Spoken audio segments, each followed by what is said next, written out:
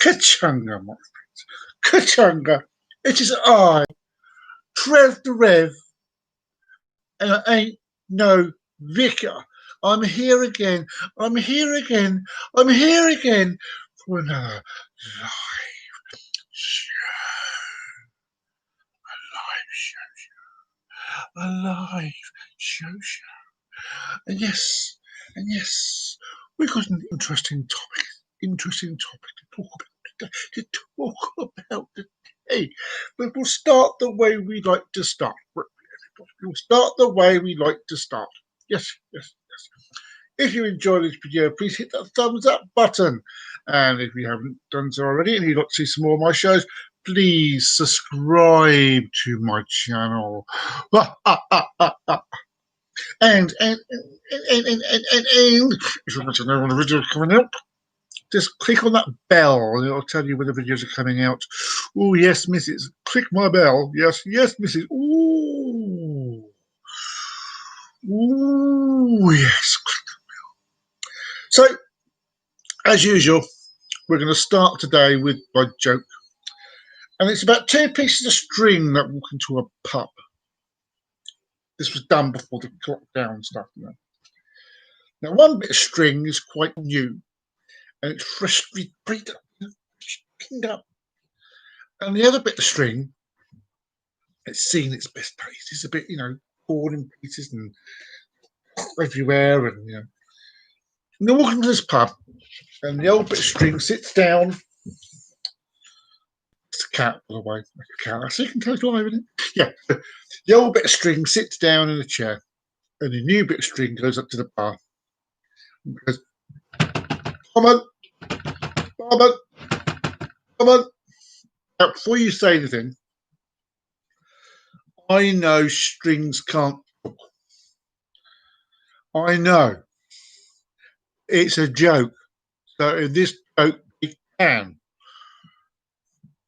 Anyway, she goes up to the bar and goes, Barman, 2 pints of your best, please. 2 pints of your best, please.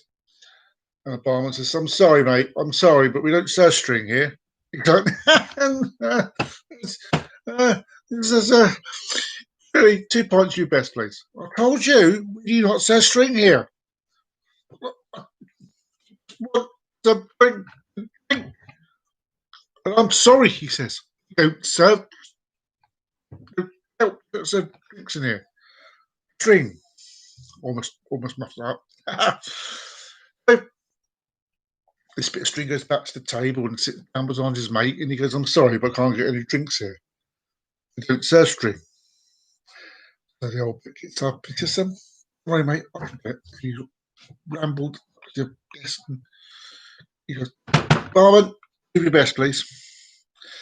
My barman turns around. He's like, I told you before, we do. I told your mate before, he says, we don't serve string. That's right, he says, you can serve me then. No, you're a bit of string. And he went, no, I'm afraid not. I'm afraid not. Yeah,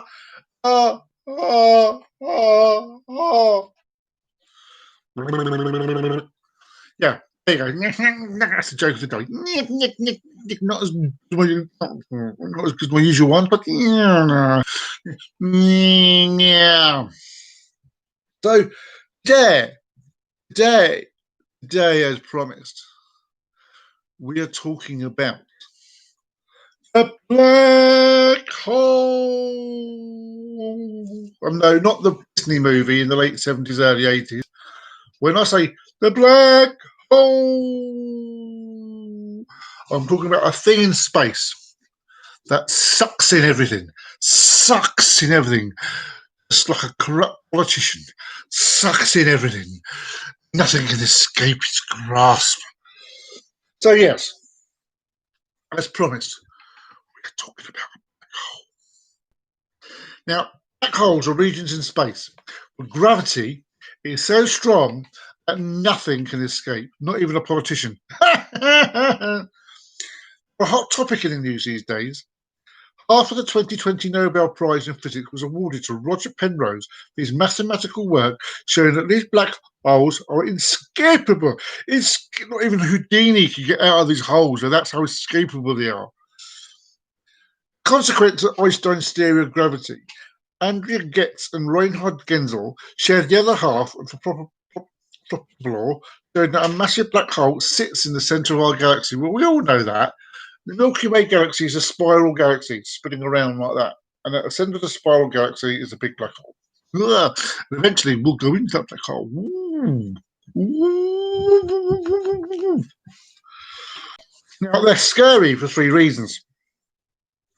You fell into a black hole. Now, before we get into things, yes, if you fell into it, you'd be in space, you wouldn't be able to breathe, so you'd be dead anyway. If you fell into a black hole, left over, when a star died, you would be shredded. Jesus, greater. Wow. Also, the massive black holes seen at the centre of all galaxies have an insatiable appetite. That means they never stop sucking. They don't stop sucking. It's like some TV shows. And black holes are places where the laws of physics are obliterated. They have laws of their own. What are those laws? We can't tell you because if you went there, you'd be sucked into there and you'd die. Ah! Now, supermassive black holes lurk at the centre of the galaxy. Most of the time, they're inactive. When they are active, they eat stars and gas. The region close to the black hole can outshine the entire galaxy that hosts them. Galaxies where the black holes are active are called quasars. And I know, Quasar is a superhero in the Marvel Universe. I know. Though we've learned about black holes over the past few decades, there are still many mysteries to solve. It's a mystery, and I haven't got a clue. It's a mystery. Okay. Yes. Black hole. So you'd be dead before you went in, but no. Black holes are expected to form when a massive star dies. After the star's nuclear fuel is exhausted, its core collapses to the densest state of matter imaginable, 100 times denser than an atomic nucleus. That's so dense that protons, neutrons, and electrons are no longer discrete particles. Since black holes are dark, that's a problem, isn't it, in space? How can you see a black hole when it's back against the blackness of space? There is a way, but you know. The properties of the normal star. Oh, amazing. I've been flying all day long. I'm going to do a show, the yawning starts. Oh, ow! Right, where were we? Since black holes are dark, they are found when they orbit a normal star. You see a dullness go past the star. The properties of the normal star allow astronomers to interfere with the properties of its dark companion, a black hole. The first black hole to be confirmed was Cygnus 8-1, the brightest X-ray source in the Cygnus constellation. Since then, about 50 black holes have been discovered in systems where a normal star orbits a black hole. Now, the nearest examples of about 10 million that are expected to be scattered through the Milky Way, not the chocolate bar. Black holes are tombs of matter. Nothing can escape them, not even light. The fate of anyone falling into a black hole would be a painful spicification, an idea popularised by Stephen Hawking in his book A Brief History of Time. But as I said, you'd be dead before you got there.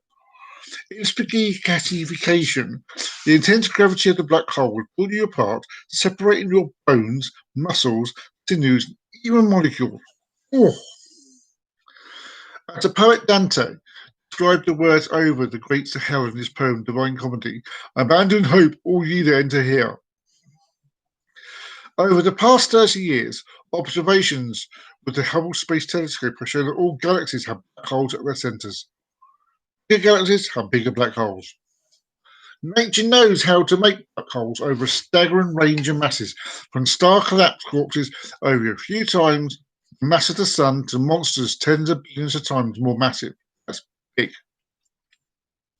That's like the difference between an apple and the Great Pyramid of Giza in size. Just last year, astronomers published the first ever picture of a black hole and its event horizon. A 7 billion solar mass beast at the centre of the M87 elliptical galaxy is over 1,000 times bigger than the black hole in our galaxy, whose discoverers snagged this year's Nobel Prize. Nobel Prize, I should say. Nobel Prize. These black holes are dark most of the time, but when their gravity pulls in nearby stars and gas, they flare into intense activity and pump out a huge amount of radiation. Radiation! Massive black holes are dangerous in two ways. If you get too close, the enormous gravity will suck you in. And if they were in their active quasar phase, you'll be blasted by high energy radiation. How bright is a quasar? Well, the superhero is extremely clever. Imagine hovering over a large city like Los Angeles at night. The roughly 100 million lights from cars, houses, and streets in the city correspond to the stars in the galaxy in this analogy. The black hole in its active state is like a light source 1 inch in diameter in downtown LA that outshines the city by a factor of hundreds and thousands. Quasars are the brightest objects in the universe. The supermassive black holes are strange.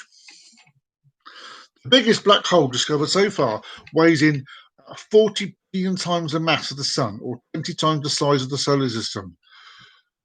So this episode that I'm doing today should be blowing your mind by now. Ooh, all this information. Ooh, oh. Whereas the outer planets in our solar system orbit once in 250 years, this much more massive object spins once every 3 months. Its outer edge moves at half the speed of light.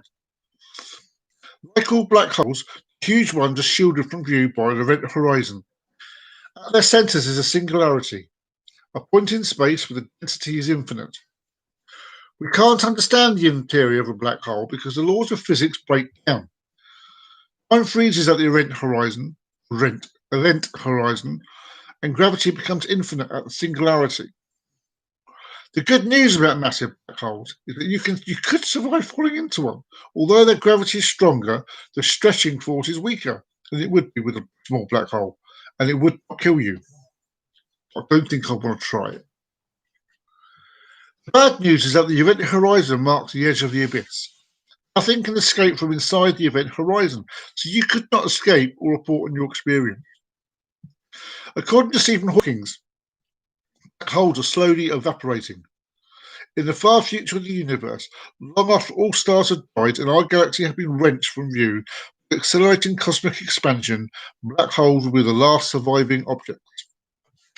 The most massive black holes will take an unimaginable number of years to evaporate, estimated at 10 to the 100th power, or 10 with 100 zeros after it. That's a lot of years.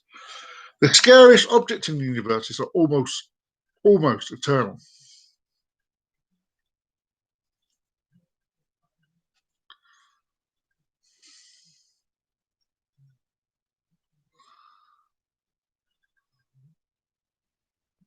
And they have it. I thought there was more. And this episode has only gone on for 30 minutes. So we are now going to go into bonus material. Bonus material, because this episode is so short.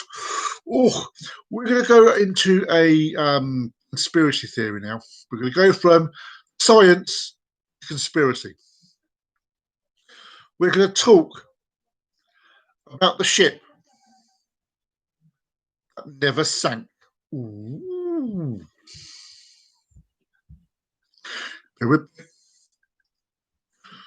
Was the Titanic swapped with its sister ship, the Olympic, as part of an insurance scam? That's the question. That's the question we have here. It is historical irony that the most famous ship to ever sail was famous because it sank. That was the case with the RMS Titanic. the world's largest and most luxurious cruise liner. It hit an iceberg on its maiden voyage early on the morning of the 15th of April 1912. Within 3 hours, it has sunk to the bottom of the ocean, killing 1,500 of the ship's 2,220. Oh, that's a crew! Titanic was one of 3 Olympic-class ocean liners built at the Harland and Wolff shipyards in Belfast, the other 2 being the RMS Britannic and the RMS Olympic. The Olympic was launched a year before the Titanic, but seemed to share its most famous sister ship's poor luck. Within months of its launch in 1911, it had 2 serious collisions. The second with Royal Navy cruiser HMS Hawke, the coast of Isle of Wight, causing serious structural damage to the Olympic's keel and steel beams. Some authors have suggested that the damage to the Olympic was more serious than limited. In fact, it was virtually a write-off. Repairs would be ruinously expensive, running into millions of pounds. The already troubled White Star Line was facing a potential financial disaster. Could White Star and its owner J.P. Morgan have devised an audacious insurance scam to try to salvage their investment of the troubled Olympic line? The Olympic, the theory goes, would be swapped with the Titanic and sunk in a stage accident. The Titanic, now disguised as the Olympic, would then carry on service. You with me so far? The swap ship's over. You with me? I know, it's confusing. It's confusing. But the 2 ships were essentially identical, save for minor differences, and were moored side by side in dry dock. The swap would entail nothing more elaborate than swapping a few nameplates and blocks. Although not a new theory, Robin Gardiner popularised the insurance swap theory in his 1998 book Titanic, the ship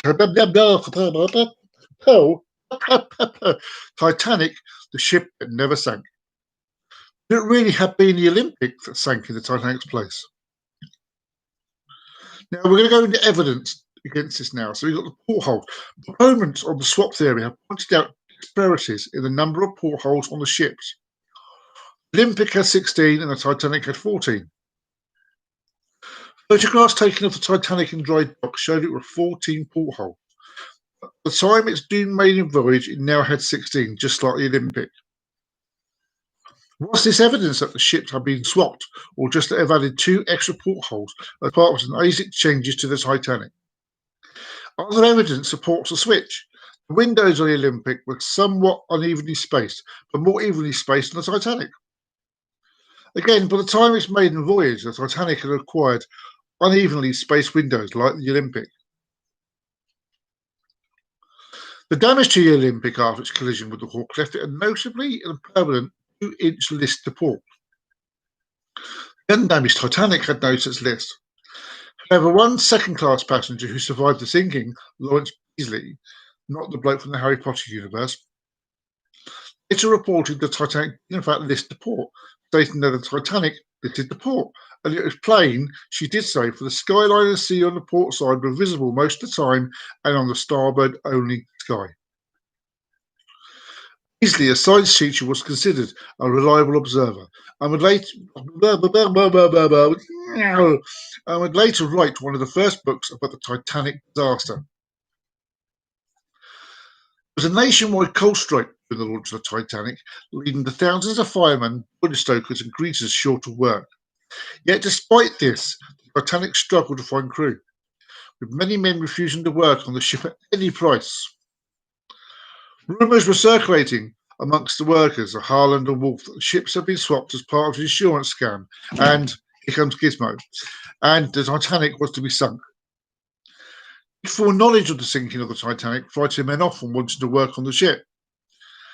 Despite the immense fanfare and hype surrounding the Titanic launch, it was only just over 4:30 when it left Southampton on its doomed voyage. White Star here's the cat come to join in. He knows it's live. He knows this show is live, so he wants to come and say hello. So hello, Gizmo. Hello, Gizmo. You're getting in the way. You're getting in the way, Gizmo. 2 seconds. My shoulder. Go on, you parrot.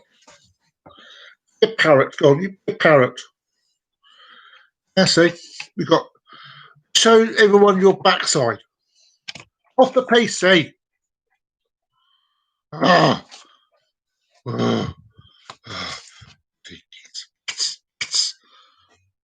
Anyway, many of the richest and prestigious names in the early 20th century society was booked onto the Titanic. JP Morgan, the international financier who owned the White Star's parent company, was due to travel on the Titanic but cancelled his trip on 2 days before his departure, claiming illness.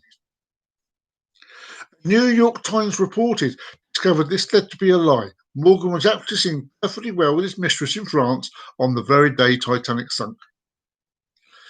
Industrialist Henry Clay Frick, Frick, is that for a surname? Eh? Frick off, and his wife Horace J. Harding and billionaire George Washington Vanderbilt, all connected to Morgan, were amongst several other prominent figures who cancelled at the last minute. Now, the SS Californian, also owned by JP Morgan, was a large passenger ship that ultimately blamed for the loss of life of the Titanic. It behaved somewhat oddly around the time of the Titanic's voyage. Carrying no passengers, it streamed to the middle of the Atlantic, stopped and waited.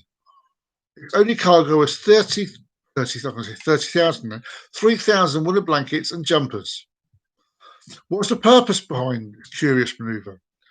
Was the Californian intended to rescue the Titanic's passengers after its deliberately sinking? Edith Russell, a survivor of the sinking, was adamant that Titanic officers assured her the Californian was on its way. Author Robin Gardner suggests serious navigation errors led the Californian stopping in the wrong area, some 12 miles away from the Titanic. With the Californian unable to complete its rescue mission, the Titanic was doomed, and some 1,500 passengers and crew perished in one of the worst maritime disasters in modern history. Now, the wreck of the Titanic was discovered by Robert Ballard in 1985. Some evidence from the wreck supports the switch theory. The stamp 401, an ID number used for the Titanic in Harland and Wolff, can be seen on the Titanic's propeller. However, some authors have suggested that the Titanic propeller was fitted to the Olympic during its repair following the collision with the Hawke. If true, this would be strong evidence that the vessel on the ocean floor was really the Olympic. What appears to be the letters M and P can also be seen on the side of the wreck. Could that be the remains of the ship's original etched nameplate, Olympic, covered over with the Titanic's as part of the scan? The wreck appears to show some evidence of the grey paint used as an undercoat on the Olympic. The Titanic used black paint for its undercoat. Insurance scams and maritime fraud were common at the time of the Titanic sinking. Whilst it seems unlikely such a scam could be pulled off today, the lack of media coverage in 1912 makes it more credible. Only one film, not the one with Leonardo DiCaprio and what's her face, only one film survives of the Titanic, and the photo record is also scant.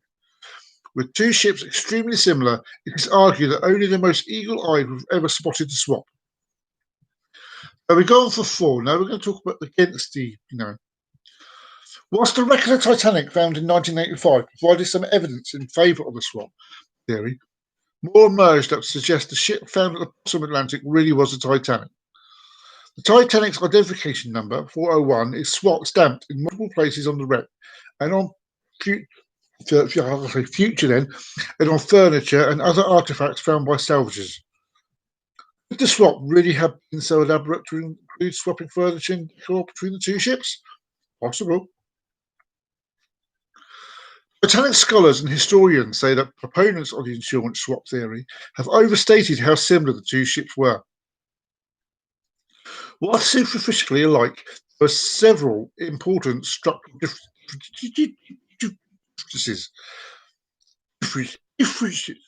as well as aesthetic changes made to Titanic to distinguish it from its sister. The first class A deck of Titanic was enclosed in a glass screen that was open on the Olympic Titanic's wheelhouse, was flat at the front and the Olympic curved. Olympic speed deck had first-class promenade, whereas Titanic had private verandas and suites. Indeed, many passengers were put into the suites as a possibility if the ship was really the Olympic. Many skeptics of this insurance swap theory have pointed out that even if the insurance scam made financial sense to the White Star Line, the loss of reputation they would suffer if one of their vessels sunk would be devastating. Losing our Titanic on its maiden voyage would be a publicly disaster for the White Star and lead to a loss of confidence in the company amongst passengers. The intention behind the Olympic class liners was to attract rich first-class passengers and offer them the finest in luxury and opulence, with image paramount. A sinking would prove to be catastrophe for the company. Titanic was famously described as unsinkable. Well, this would be incorrect. Only a freak set of circumstances managed to sink it. Good watchers really have engineered something so complex as the sinking of the world's largest vessel in the middle of the Atlantic Ocean. With so many variables and so many things that could go wrong, how could they be sure they would succeed? If their plan was discovered, the consequences would have been dire. The perpetrators would be blamed for the death of 1,500 people, perhaps even charged with their murder. Would the likes of White Line and JP Morgan, a billionaire who could afford any potential losses to the Olympic, really risk the gallows for an insurance scam? So now, the Olympic, or if the insurance swap theory is true, the Titanic, disguised Olympic, continued to serve for many years.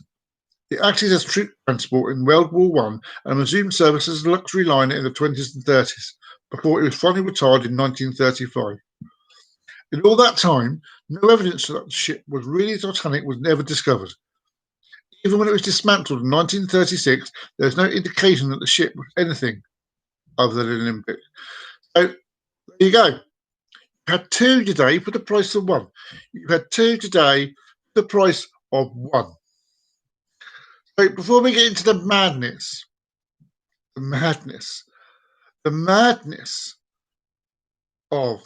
next show, end this one, obviously. End this one, It's been interesting. Let you know. Next week we will be talking about the Batlov Pass incident. That's that one in Russia where a load of kids went hiking and then left their tents and stuff. But you'll find out more about that next week. So on that note, I hope you've enjoyed the show. I really do hope you've enjoyed the show. If